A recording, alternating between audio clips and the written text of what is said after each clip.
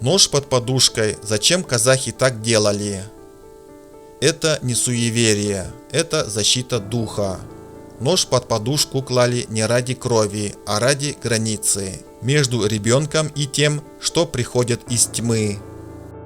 В казахской традиции нож, пшак, символ силы рода, мужества и острых духовных граней. Но под подушку его клали только в особых случаях и всегда с уважением. Когда клали нож под подушку? Первое. Если ребенок много плакал ночью, без причины, как будто кто-то тревожит. Второе. Если младенец часто вздрагивает во сне, как будто что-то пугает.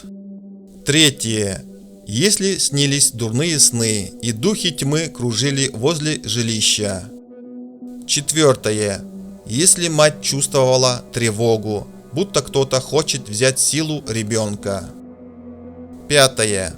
После сглаза или чужой зависти, чтобы закрыть проход. Что делал нож под подушкой? Резал нити зла, отсекал тени, ставил черту для духов, что приходят без приглашения. Но нож под подушкой не игрушка и не мода. Если ты кладешь его на всякий случай, не зная зачем, ты открываешь врата страху.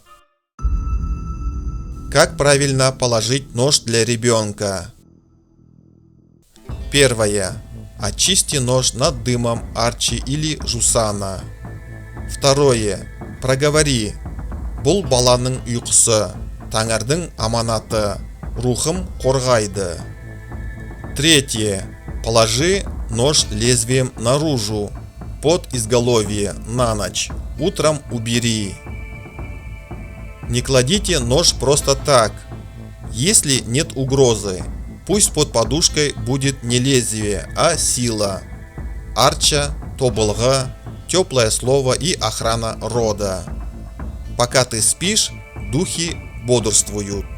Дай им знать, что ты знаешь границы, и они защищат.